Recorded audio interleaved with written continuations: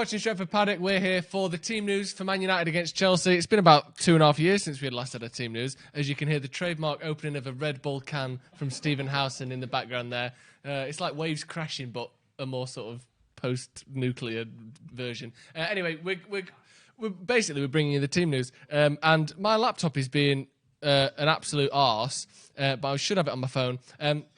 I can't look at your comments at the moment, but I'm getting that sorted. Let me know in the comments what you think we should be seeing tonight, because the questions are Ighalo, the questions are Martial. There's going to be no McTominay, no Axel. There has been a leak, a so-called leak team news so far that suggests that Eric Bailly might be in the squad for the first time, or in the team, should I say, for the first time in all season, if I'm not mistaken. He's certainly not played many games this year. And, you know, there's a few other strange ones there, looking as though it may be a 5 at the back, but obviously we're still waiting on confirmation for that, because the official team news should be coming out in 2 or 3 minutes. So hopefully we should have the comments section up and running in a second with some score predictions and that type of thing. Obviously, it's going to be a tricky game tonight. No game for the last 2 weeks with the winter break, the new and improved winter system where you play 10 games in 3 weeks before the winter break, 2 weeks off, and then 3 games a week for the next month afterwards, because that's somehow better. But yeah, we're back. I think it's the last game now we'll be up to speed with everyone else. Everyone's played 36. United have played 35 games. Oh yeah, not 36, 25, going up to 26 games after this one. So this will be good to see where we shape up. I think if we win, we'll go 7th. Great, isn't it? Really, really lovely. But that's essentially 6 because of City. I want Bruno to get a full 90. We need balls in behind badly. Yeah, I think we definitely need some sort of delivery to the forward players. And obviously, Ighalo's another one. Speaking of forward players that we're looking at in this game, Bailly to go off injured. That's optimism. That's the optimism we like to see on Stretford Paddock. 2-1 United, 3-0 United. Pogba needed, you reckon? I mean, he's not playing. So he can't help either way, but I think he would have a better chance if he was playing, obviously. 5-1 United. Wait, is Bailly starting? These are just some leaked rumours that we've been seeing from a usually relatively reliable source. But like I said, the official team news should come out in the next minute or so. So refreshing apps and Twitters and all that kind of thing to bring you that as soon as it happens. Let me know in the comments who you want to see. If there's any sort of strange or outstanding positions or players that you would like to see brought in for this one. Again, Eric Bailly is a name that's being mentioned, which would be relatively outstanding considering I don't think he started a game this season. So it's going to be a bit of a shock to me if that one is true. But we've seen stranger things in the past. It looks as though it may be another 5 at the back, which is something we've seen from Solskjaer and United in recent weeks, especially in the bigger games.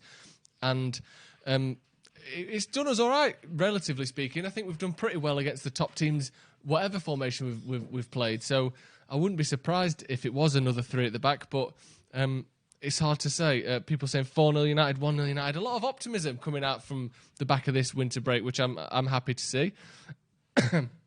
Okay, questions in here from the Howson's Brew that we already answered in Howson's Brew.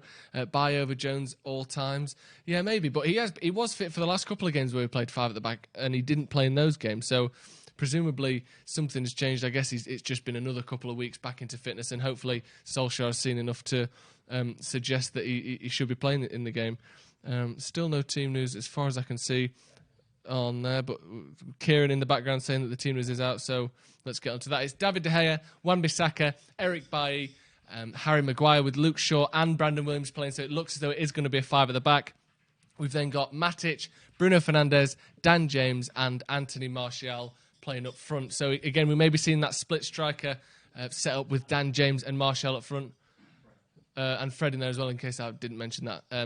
So Eric Bailly is starting. There's the big head at the moment. Again, let's go through the team. Then we've got David De Gea, Aaron Wan-Bissaka, Eric Bailly, Harry Maguire, Luke Shaw, Brandon Williams, Fred, Matic and Fernandes in midfield. And I would guess, like I said before, that split striker formation with Dan James on the right and Martial presumably on the left. As we've seen a couple of times this season, you can see the team news now coming on the screen there. Much more easily digestible. And it is, we're looking at Luke Shaw as the left side of a back 3. back five, whatever you want to call it, as he played against City and I think against Liverpool as well. So it's something that he's maybe getting used to. I think one thing it does, though, the centre-back position for Luke Shaw, it allows him to do less work physically, but it makes him do more work mentally, which I don't necessarily think is his biggest strong suit. You have to be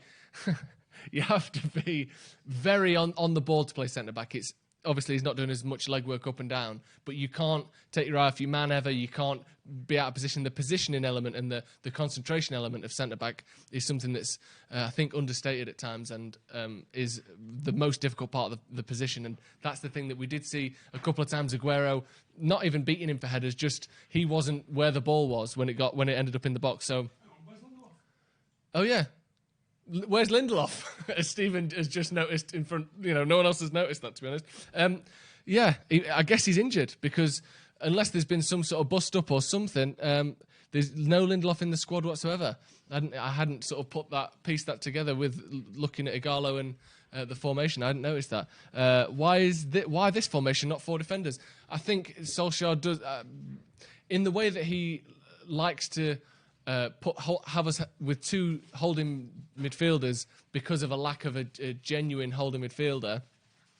I think he likes to have 5 defenders because of also to support that midfield. I think he's sort of allowing the team to be slightly better defensively by really just blocking out that midfield with Williams and Wan-Bissaka in slightly more elevated positions, would be my guess. Again, like I said, we've seen it against City, we've seen it against Liverpool, we've seen it in a few other games as well. Did we play 3 at the back against Tranmere? With Dallo playing as like a wing back? Oh, okay. We've seen it in a few games this season at least. So it's not particularly strange. What happened to Lindelof? Is he injured? Yeah, great question. I don't know. We only just noticed a minute ago that he isn't in the squad at all, which would surprise me because he's been one of the first names on the team sheet all season. So unless we haven't heard any rumours of any sort of falling out or any kind of dispute at all. So I would assume that's an injury, but obviously we haven't heard about that. Lindelof is probably injured. Yeah, exactly. We should have gone with a 4-3-3. We beat them that way. Why change? Because we've got a different team now. No Rashford, no Pogba, no McTominay, who were all in that team that beat him 4-0 on the opening day, and who were pivotal, all 3 of them in that game. Well, certainly Pogba and Rashford were 2 of the key players in that game. And I think that without Rashford, we just don't have that threat on the right-hand side at all, and on the left-hand side. And I think that Solskjaer is keen to sort of mitigate the loss of Rashford by... but like I said, packing out that midfield, and I don't think we can really do that with attackers and midfielders, so we're doing it with defenders, which I think is a relatively fair trade-off there. Again, I'm having a few troubles with my laptop. I think there's a problem with the mouse on that, so I'll have a look at your comments on my phone. But yeah, let me know what you think the score prediction is going to be. There was a lot of positivity before the team news came out, and I wonder if that will stick now. A few people not quite so happy with the formation, and obviously Lindelof not being there is something... slightly strange. It's putting a lot of pressure on Eric Bailly, who hasn't really played recently. So do you think the lack of Lindelof and the inclusion of Bailly might make this game a bit more of a difficult one for United? Give me your predictions. I hate Aaron Wan-Bissaka as a right-back. He just can't do it defensively. I think that's a bit harsh. 2-1 Chelsea now. That's what Amar's saying. What's your prediction for the match? My prediction... I think it's going to be a tough one. I would go with a draw because we've beat them twice already this season, and I think the main reasons we beat them twice already this season is Marcus Rashford, and he's not playing.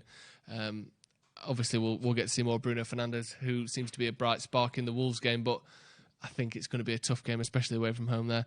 Ighalo will come after 60 minutes, hopefully. It depends. I think... he's one of them where I think we will see him almost no matter what, but I think the timing of the substitution will depend on who's playing how and what the score is. If we're 4-0 up, we'll probably see him. We'll see him after 60 minutes, I'm sure. But if it's a really tense game, don't be surprised if he doesn't come on sort of 75, maybe 80th minute. If we need to nick a goal, give me some more score predictions. A lack of anything on the right going forward. Well, I mean, other than Brandon Williams, we've got a lack of anything on the left as well, which. We're not playing with wingers, although Martial and James, I'm sure, will split out and fill those wing slots. But I think generally it's more of you're relying on your fullbacks, which I assume is your point about Wan-Bissaka there. They haven't beaten us in 5, so they'll probably do it now. Yeah, I always have that feeling, which is, I know it doesn't really work like that because there's sometimes where you beat teams or you don't lose to teams for 30 years and stuff. But yeah, I always think every time you don't lose to them, you're one step closer to losing to them, which is just a bit of a pessimistic attitude. I realise that. Damn, your streaming is so broken today. Adesh, let me know what's wrong with the streaming. What's going wrong with it? The internet's a bit dodgy, apparently.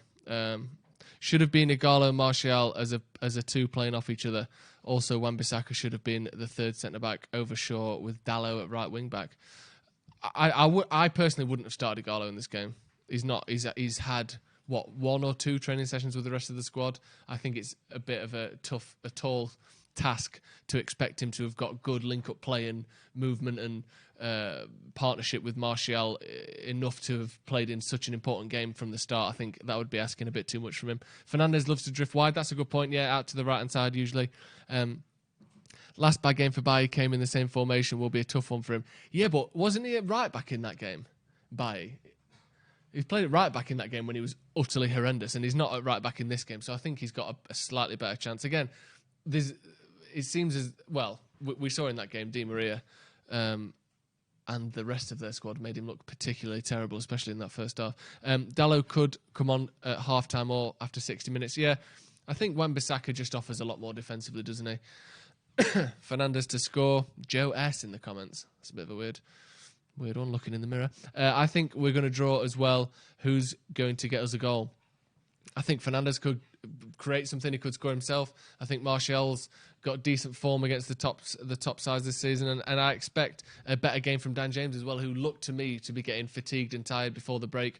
Hopefully, the team will come out with loads of energy and really sort of go after Chelsea whenever they get the ball. I do assume it's going to be a more counter-attacking style as we've seen against the big teams, but hopefully the team will at least have enough energy to really play that style to the best of their ability, which is something I think we were struggling to do toward the back end of the Christmas period. I think we saw a drop in form due to those injuries and the overplaying of players that led to poor players not even being able to play their best. So hopefully we'll at least see what is clearly a depleted squad playing to their potential, if nothing else. An opportunity to move up the table tonight. Feeling a 1-0. Fernandes, Wildy. Enjoy the game, Joe. Thank you very much, Seth. We're going to be back for a watch-along. Stephen's on it. Alex is on it. Kieran's on it. It's going to be very fun, so join us for that in about half an hour-ish. One more prediction. Greenwood will score late winner. United win 2-1. Excellent. I'll take that. Right. Thank you very much for joining us. Like I said, we'll be back for a watch along in about half an hour, so be sure to tune in for that. See you in a bit.